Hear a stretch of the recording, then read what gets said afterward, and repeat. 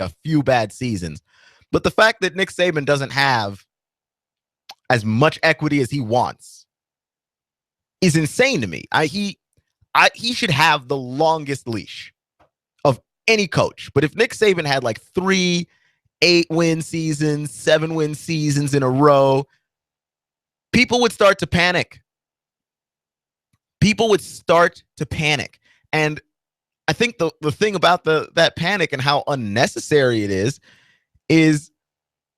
the explanations that we would get would be, oh, he's lost his touch. The game's moved past him. Even though he's shown a tremendous ability to adapt the game. Alabama's not the same lumbering team that it was when he first got there. That defense plays fast now. They really do. This is AM 1240 Hot News Talk Radio. You're listening to Clutch with Keon Rose, and just talking about Alabama a little bit. Want to shift gears some because it's basketball season. We're headed into the season of the sport that I like and grew up understanding the best. I watched a lot of basketball with my dad, a lot of college basketball with my dad, and I remember just watching, Tubby Smith at Kentucky and Bruce Pearl when he was at Tennessee. Now he's at Auburn, and had a lot of respect for SEC basketball, which has kind of fallen on the wayside a little bit, if we're completely honest. And the University of Tennessee is going to play Georgia very soon today. And I'm interested in that game somewhat. I've a vested interest in the progress of Rick Barnes as the Tennessee head coach. I want to see where he goes and what he does with Tennessee basketball, which has largely underachieved. And the years that they were getting better, excuse me, the name of the last coach slipped my mind, but he got in trouble with the NCAA, had some sanctions, had some violations, so he lost his job. But he looked like he was pushing that team in the right direction. And Rick Barnes is a guy who, well, isn't necessarily free from the violations himself. He hasn't been pinned with anything. He had a point guard at Texas a few years back, Mike Kabongo from Canada, and Kabongo missed basically the entire season because he got caught up with some violations and ended up missing about 20 games. Like, he basically played the 5 games before the tournament and then, the one game that Texas plays in the tournament. And so that leads to my second point about Rick Barnes, which is that he's a guy that also underachieves in a lot of ways, which is that he sets a higher bar than what you are used to if you're missing the tournament. You'll be in the tournament every year. That I can promise you. You might be in the NIT occasionally, but you'll be in the tournament every year. That's not the issue. The issue is once you get into the tournament, you think you're going to make some noise? No, you won't. No, you won't. Rick Barnes is not the most bendable coach. He's not adapting his game plans. He's not changing anything. Shows up in the NCAA tournament. The competition's higher. It's a little bit better. People change their schemes at halftime, and he's done. Not done as in quitting, just done as in defeated. Like people figure him out, and it's over. So I'm interested in seeing if that's the same story that follows him here at Tennessee. And I haven't been able to catch a ton of basketball games because football. But now we're here. I'm turning my full attention to basketball. And so tonight's game against Georgia will be important. Not that anybody is, falling over themselves with interest in this game necessarily. What does Vegas have that at 4? Georgia's -4. No one's falling over themselves with interest in that game necessarily. But, Tennessee is 8-8. They're 1-2 in the conference. This puts them above 500. And it closes that gap with Georgia. A&M's a good school. Kentucky looks much weaker this year, but after what they did last season, going undefeated up until the national title game,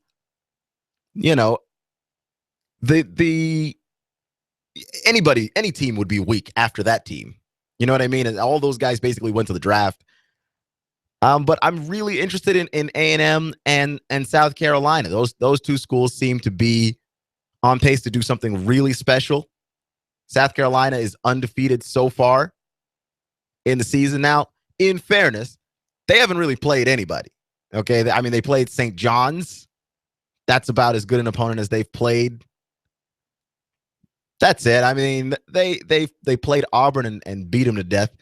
They haven't played anybody good yet. You know, DePaul, Oral Roberts, Norfolk State, Tulsa, Lipscomb, like nobody. Okay, but still, you win against the schools that are on your schedule so far.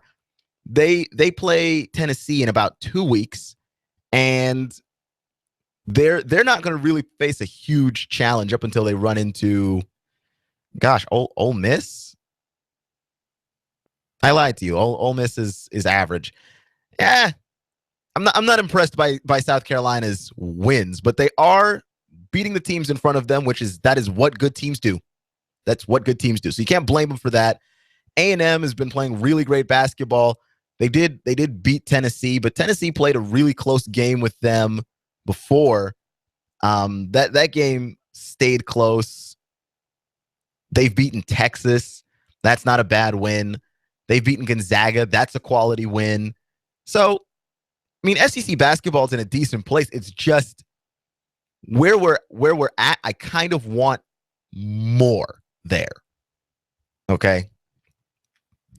And what I'm looking at here, because I see a bunch of schools with the potential to be better than they are. Vanderbilt usually is a solid basketball school. They're falling behind. Auburn is underachieving, and I just love to see Bruce Pearl really turn that program around. Alabama, not good at basketball. Just no. And Mississippi State is at the bottom of the conference. But you're looking at these schools and you're like, well, can we get somebody ranked, please? Can we get a ranked basketball school out of the SEC that's besides A&M and South Carolina? Because those are clearly the best. A&M is ranked 15th in the AP poll, and South Carolina is ranked 19th in the AP poll. And those are good spots. I think that A&M is probably a little bit better than where they're ranked, but you know, I have trouble with these rankings already because of how low they've got Kentucky and Virginia, how high they've got other schools, which I think they play in the ACC and they play in the Big Ten, and they have, you know, the rich stereotypical basketball history. So you're gonna put a Villanova up very high. You're gonna put Xavier up very high because of just their reputation as basketball schools. But I don't know that Xavier is demonstratively better than South Carolina or A&M. I mean, they're better, right? But like, I don't think that they're so much better that, you know, I'd have South Carolina down at 19 for sure. I think South Carolina is better than Arizona, Iowa State, and Iowa. All of those teams are in front of them. All of them. All right, and I get it. Okay, the Arizona definitely played tougher opponents than South Carolina has. I'm sure Iowa has as well. But come on, man. Little respect. No respect for SEC basketball. That's what I want to see come back, and that's why I want all these schools to do much better. You know, somebody don't just show up in the tournament and just be happy to be there. Like, make some noise. Got to make some noise here. You know what I mean? But Tennessee, they have a mixed identity. When they play good basketball, I mean, they look really good. Like, they don't just look kind of good; they look really good, and they fight every night. They hold their own against any opponent. They do a good job of hanging in there, regardless of the quality of their opponent. But at the same time, you can't help but wonder, as Tennessee prepares to tip off against Georgia. Georgia is a 4-point favorite, which in terms of games that you just don't want to bet on. That's one there. That's one Don't touch that. Please don't. You no matter even if you win, you lose. Even if you win that one, you lose. But I'm interested in seeing specifically where Tennessee can go, because I think, and Rick Barnes even said it. 24/7 Sports reported the other day that Rick Barnes knows that he said he knows that he can coach better. And I know that he can coach better. I've seen him do it. I watched Rick Barnes for a number of years. And he's a great regular season coach. All of my gripes with Rick Barnes are postseason related. Granted that he does this thing every year or so, where there's just a stretch of games where you just scratch your head and go, why did they lose any of those or all of those? No idea.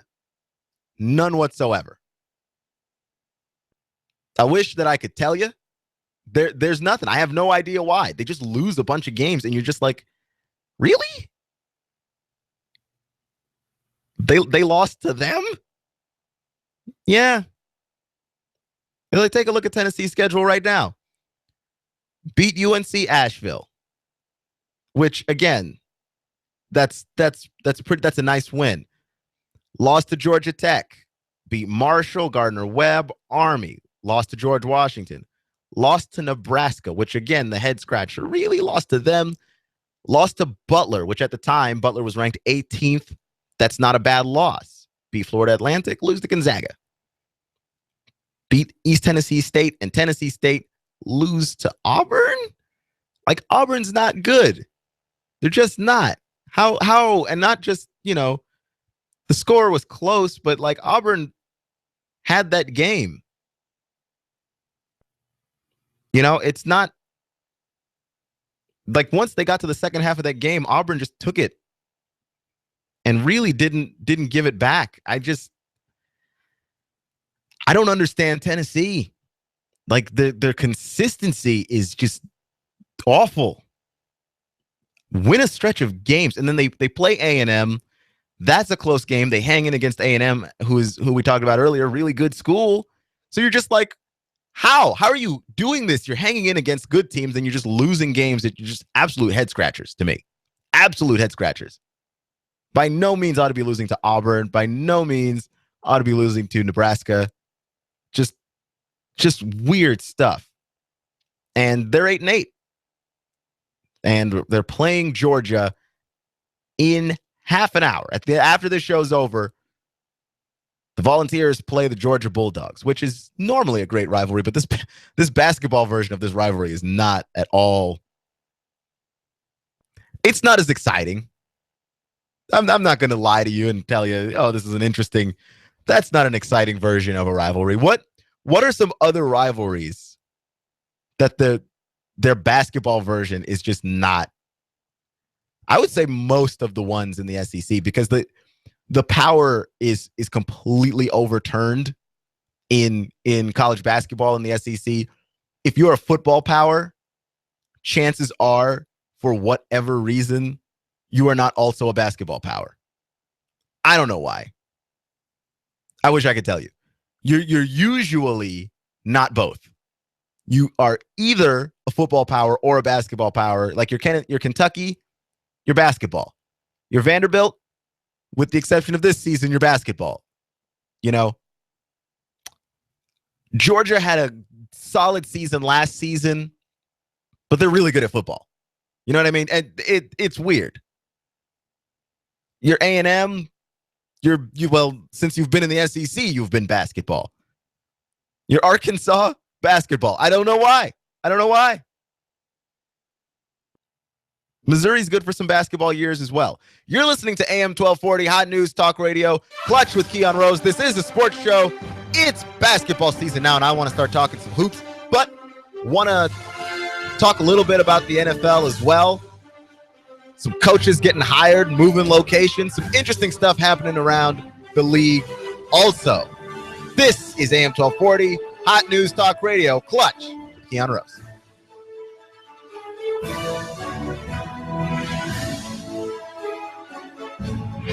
I'm blowing everything up. We're starting over. I'm doing a new show. I want guys who push it to the middle of the table and go over the top. Take a risk, fail miserably. I'm right, and I'm not wrong, and I'll never back down. Conflict works. Allow it. It's The Herd with Colin Cowherd. Right here and everywhere. Noon Eastern. You give us 12 minutes and 40 seconds. We'll give you Chattanooga and the world. News Talk 1240.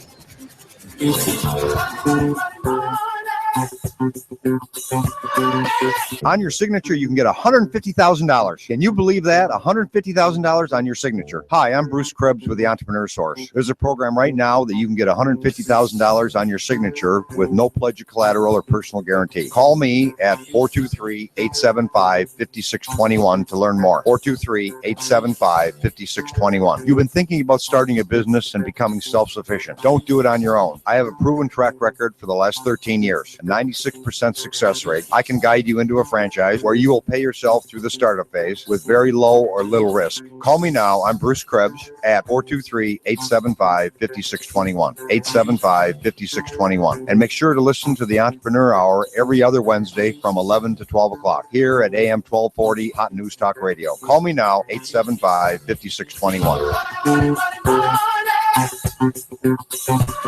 While politicians debate climate change and taking our guns, they leave America vulnerable to disaster. You need to act now to keep your family safe and prepared. Do you have an emergency plan? Do you have long-term storage food? Do you have the skills and mindset to survive a disaster? If not, what are you waiting for? Call P5 Preparedness right now, 423-602-2175. Do you honestly think the government is going to help you? If you do, you are wrong, dead wrong. Don't get caught unprepared.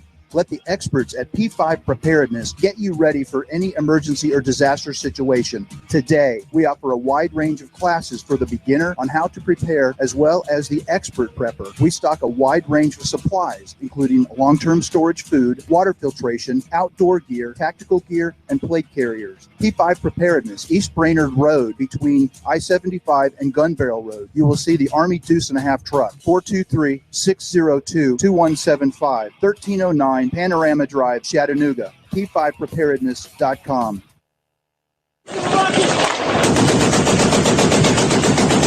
Don't be a victim. Arm yourself today at Carter Shooting Supply and Indoor Range, offering the finest selection of personal firearms and ammo, especially the hard-to-find ammunition. You know the police can't protect you. They show up after the crime is committed. The ability to protect yourself, your family, and when called upon, your nation is enshrined in the United States Constitution. Shop the largest selection of shooting supplies on their online store, CarterShootingSupply.com. Carter Shooting Supply and Indoor Range, the largest and cheapest selection in Chattanooga. 6210 Highway 58, Harrison. Call 344-1099. That's 344-1099. Keep your family safe by buying them a certificate for Carter Shooting Supply Tennessee Handgun Permit Class. And stop by today to consult one of their qualified experts. They'll fit you perfectly to the firearm that meets your needs. Call 344-1099. You'll always find the widest selection of new and used firearms at Carter Shooting Supply and Indoor Range.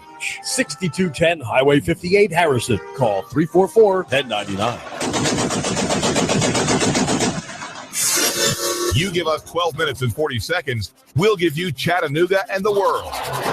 News Talk 1240. AM 1240 Hot News Talk Radio with your Hot News Now update.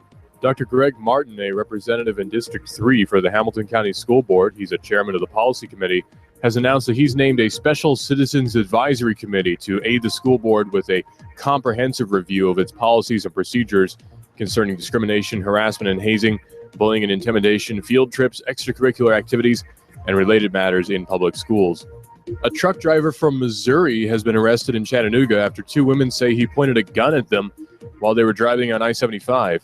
One of the women said that she was trying to pass the truck coming through Hamilton County when he held a handgun out of his driver's side window in his left hand.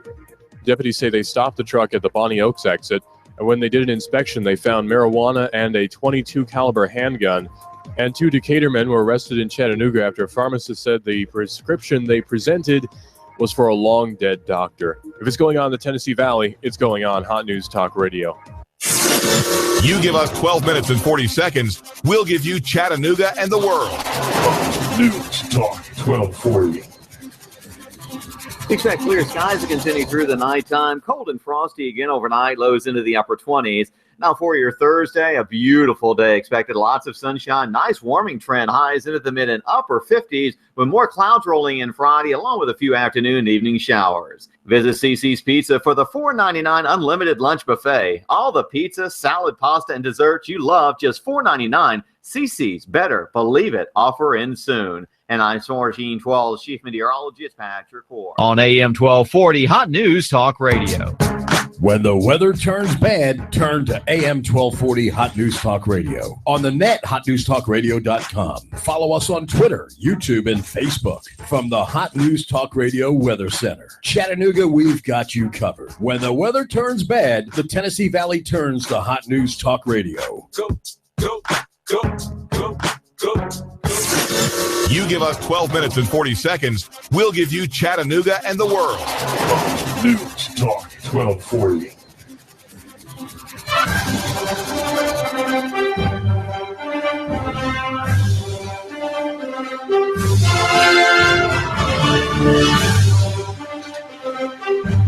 Just a little bit of news to get out of the way here. NFL things have happened.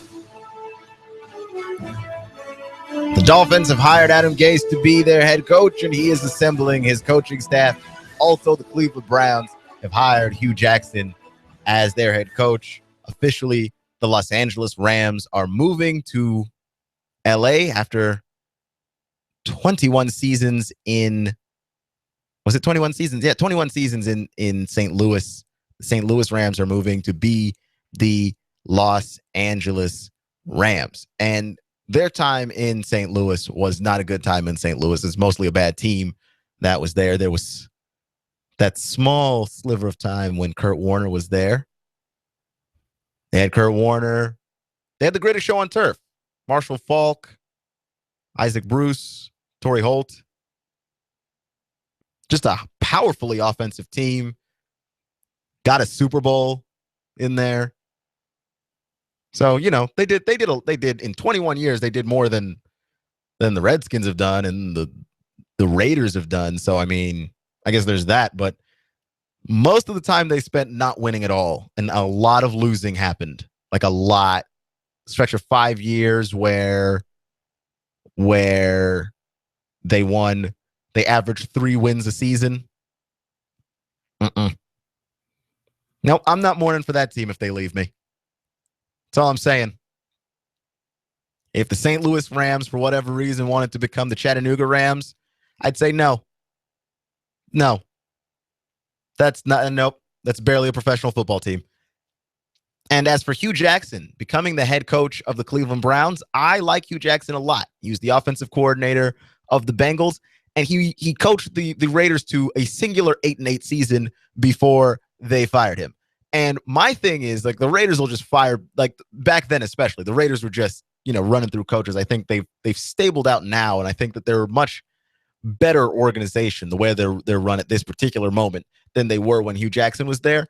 But interestingly, the Browns aren't. The Browns are still a terribly run organization, and I'm shocked. I'm shocked that he took that job.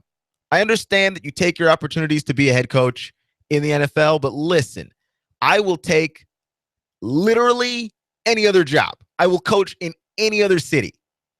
And he's an offensive coordinator. Who doesn't want to be the guy that's trying to coach Mariota right now? Not at all. Not at all am I touching the Cleveland Browns job. Not with a 25-foot pole. You just leave that away from me. So what, you can have an average season and get fired?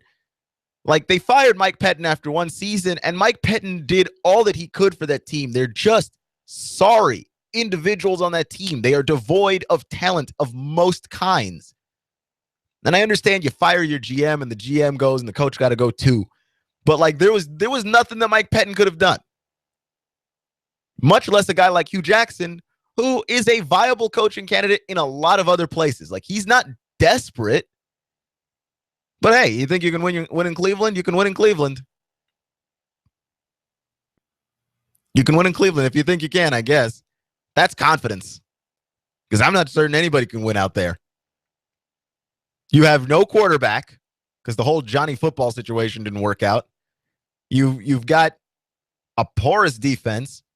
Offensive line, yeah, you traded your center, so who cares? You've got nothing. You've got nothing. That is a horrid team. I mean, could not have been a more poorly assembled group of talent. What coach was going to coach them anywhere? I mean, they got to give Hugh Jackson like 4 years to just clean that garbage up. Because who could coach there? Who can actually coach there and be successful right away? I'm gonna give Jim Harbaugh the benefit of the doubt because of how fast he turned around San Francisco when he was there. But outside of that, who could actually coach there and win right away? Like, they're just gonna play in ugly games by the nature of who they are. Cleveland charging their fans for their season ticket holders for the preseason games. That's Cleveland for you. Good grief. That's not a job that anybody ought to touch. Unless you're like, okay, I'm trying to get paid. And then when they fire you, they're paying you not to coach them, which I think that is the greatest job in sports. Not to get too far off the subject. That's the greatest job in sports. What Charlie Weiss was able to do across 3 universities, which is get paid to not coach stuff. That's the greatest. That's the greatest job in sports, right there. That you could be at being paid by Oklahoma, you're being paid by Notre Dame, and they're both paying you a lot of money not to coach them. That's a great job. Okay, like that's better than winning the lottery, especially since it is the millions that they're paying him millions not to coach there. Okay. See also Mike D'Antoni and the Los Angeles Lakers also being paid not to coach there. That's the job that you want. If that's what you're signing up for, by all means, go coach the Browns. If you were actually trying to have a job that you can keep and retain, no, then don't go there because you'll be gone next week. In that dumpster fire of an organization. This is AM 1240 Hot News Talk Radio. You're listening to Clutch with Keon Rose. I'm Keon Rose. Thank you for joining me today and giving me some of your time so that I can speak sweet sports nothings into your ears. So somebody on Reddit, because Reddit's a pretty decently cool and interesting place to get sports topics. Somebody on Reddit posted a thing that their state government has a high school athletic association that just banned booing of any kind at sporting events, scoreboard chants, doing the wave, and many more outrageous things. To me, that is insanity. That is insanity. And it's not just what they've banned necessarily. I understand the desire to not have cruelty and you know you're trying not to be homophobic and you're trying not to be all these things, open-minded. I get it. Okay. What part of banning the wave is going to help any of that? Seriously. What part of banning the wave makes sports better? What part of banning cheering makes sports better? Have you ever been to a sporting event of any kind? I'm not having it. Not having it. Are you serious? Are you serious? Banning cheering? They banned the wave. They want to ban the wave. How do you figure? I know what will increase the quality of this here game. Banning cheering and the wave. You know, just everything that's fun about going to a sporting event live. That's a great idea. That'll help the people. There are more ridiculous rules on there, by the way. And by the way, this is for high school. Telling high schoolers what to do. I'm sure that ends well, right? You tell high schoolers not to do something. They totally obey you the first time you ask, right? because that's how high schoolers work. Somebody with high schoolers, if you could just call the show, please. The call-in hotline is 423-800-8949, 800-8949. Could somebody please tell me, got high schoolers, how does that go for you when you tell them not to do stuff? And telling them specifically like silly stuff. Just the silliest things. Okay? Why one of the rules is it's ridiculous. Here are my two favorite rules in the document right now. Compliment school administrators for making these rules and censure those around you who do not follow these rules. So basically, you run out about a bunch of craptastic BS rules, and what you want people to do is compliment the school administration for making these awful rules and to tell everybody else around you not to follow or to follow the awful rules. How about new? I understand banning booing. I'm not saying it makes sense because it still doesn't. It still doesn't. Banning booing. But everything else on that list, like, it just gets increasingly more ridiculous. If you had said, okay, this high school athletic association wanted to ban booing of any kind, I would have called you crazy. I would have called them crazy. But I wouldn't have thought that you could have gone crazier than that. There is a government, a high school athletic association that wants to ban booing of any kind at sporting events, scoreboard chants, doing the wave. Why? I mean, it's crazy that you have a spectator conduct statement, and I understand. There are times you go to games, okay? And I've taken my little brother to go see some games, some baseball games. And it doesn't happen really when you go to see the Lookouts.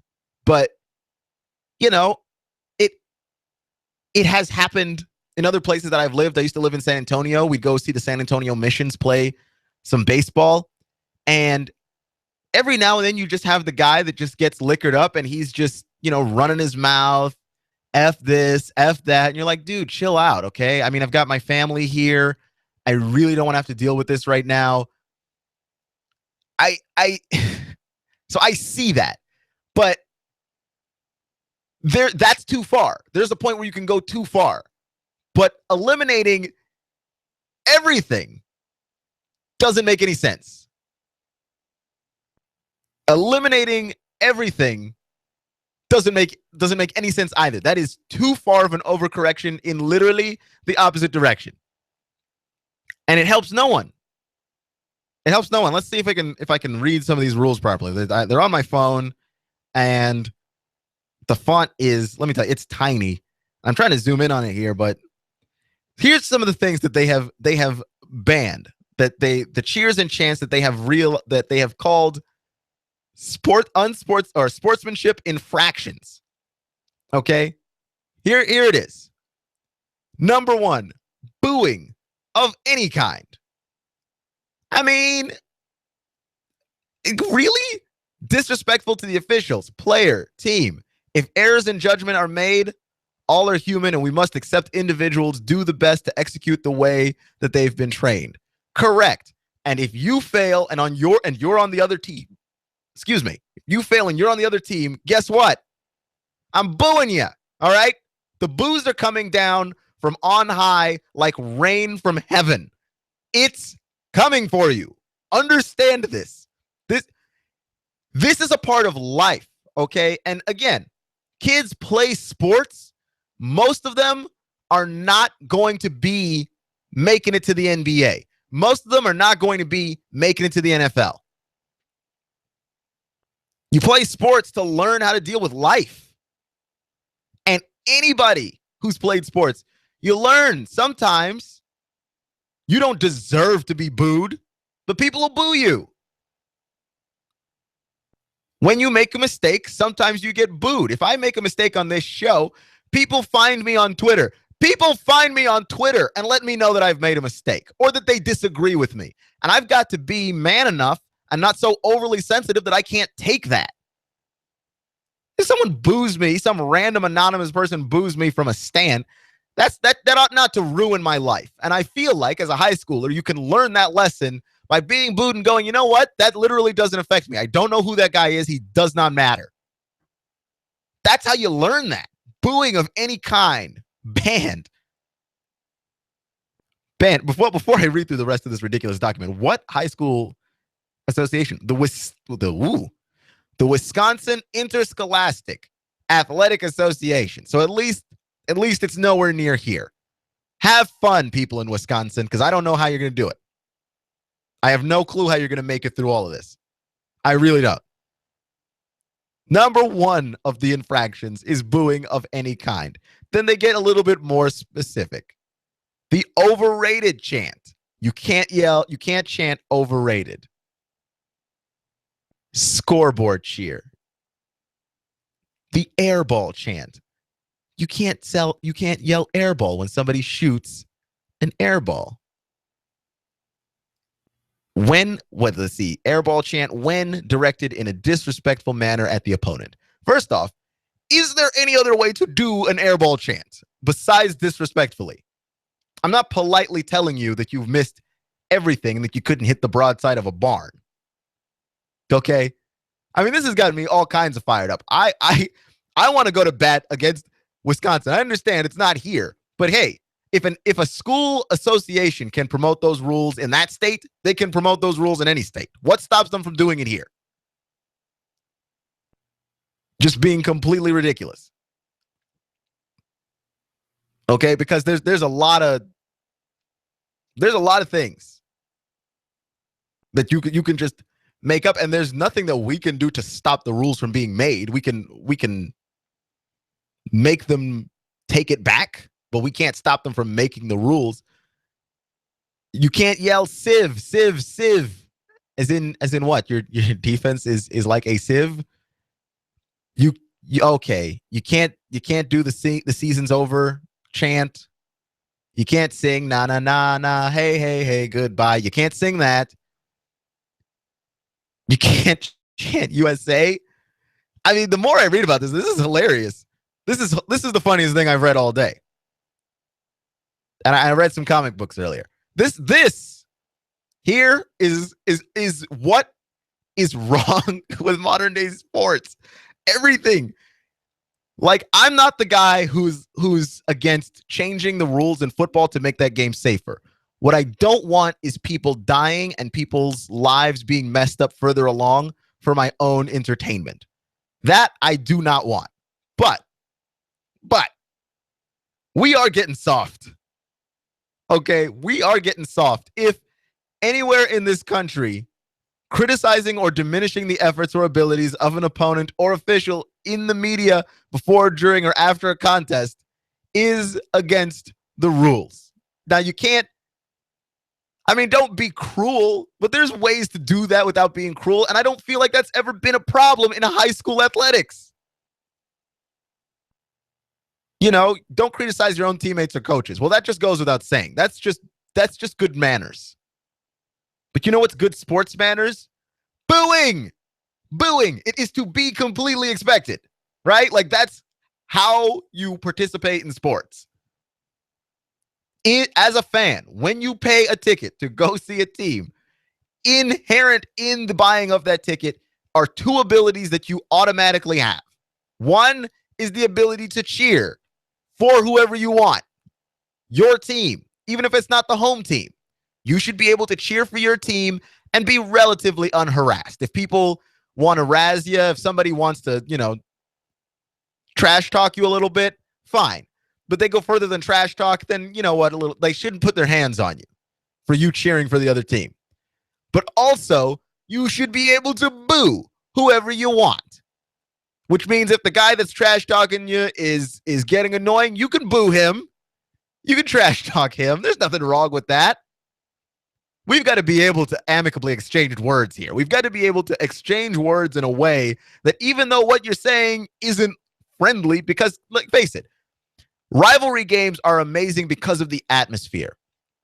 Okay, I remember I went and helped to do play-by-play basketball for Ringgold High School.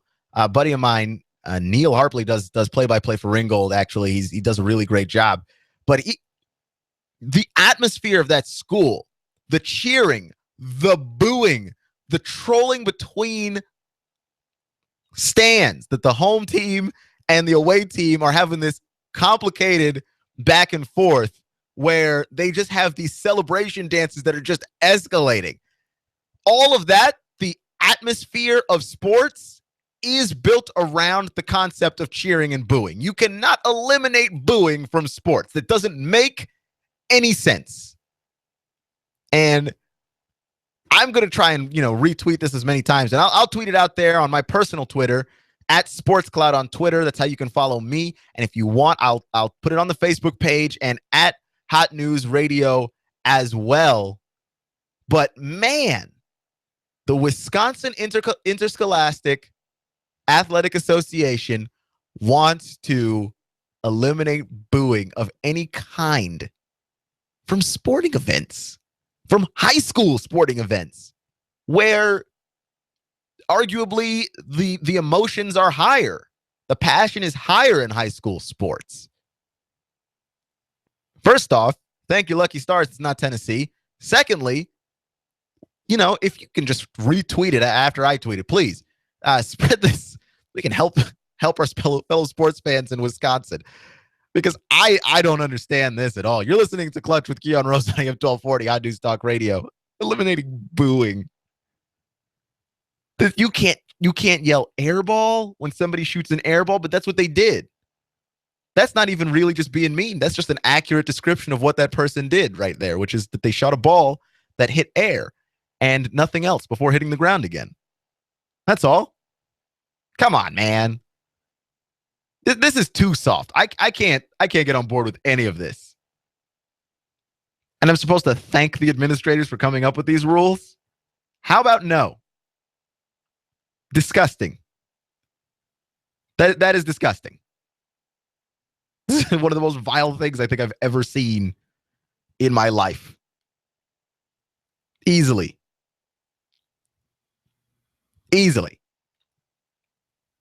This is AM 1240, Hot News Talk Radio. You're listening to Clutch with Keon Rose. And boy, I want to go back and take a look at the how the Heisman Trophy candidacy of Derrick Henry rose throughout the season, because I think, honestly, just the more I think about this past season, and I try and go back through the numbers and go back through the stats and go back through the data to try and put into perspective what it is that's happened, and in this case, what it is that Alabama's done. Nobody was really talking about Derrick Henry being the Heisman Trophy winner that he ended up being early in the season. I remember that we were all, I was at least, all on board the Leonard Fournette train. I hopped on it very early. I like Trayvon Boykin out of TCU. A lot of Connor Cook from Michigan State. And I don't think very early on, me and others in the media really had a good handle on how good Derrick Henry was this season. And he's a huge part of the reason why Alabama is the national champion right now. Again, that the running game, that people keep trying to bury Alabama because for whatever reason, we don't like the running game. We're trying to put that away. We're moving forward. We're passing the ball more. Quarterbacks, Boykin, Cook, quarterbacks. And you're just like, come on, man. This is a well-rounded team that Alabama's got. Every part of the ball, running, receiving, quarterback, defense, both secondary and D-line, and the linebackers, they're all great. How do you move past that? This is AM 1240 Hot News Talk Radio. You're listening to Clutch with Keon Rose, your local voice of sports here in Chattanooga, every weekday at 6 p.m. All right? Come back and find me tomorrow. I'll see you in 24 hours.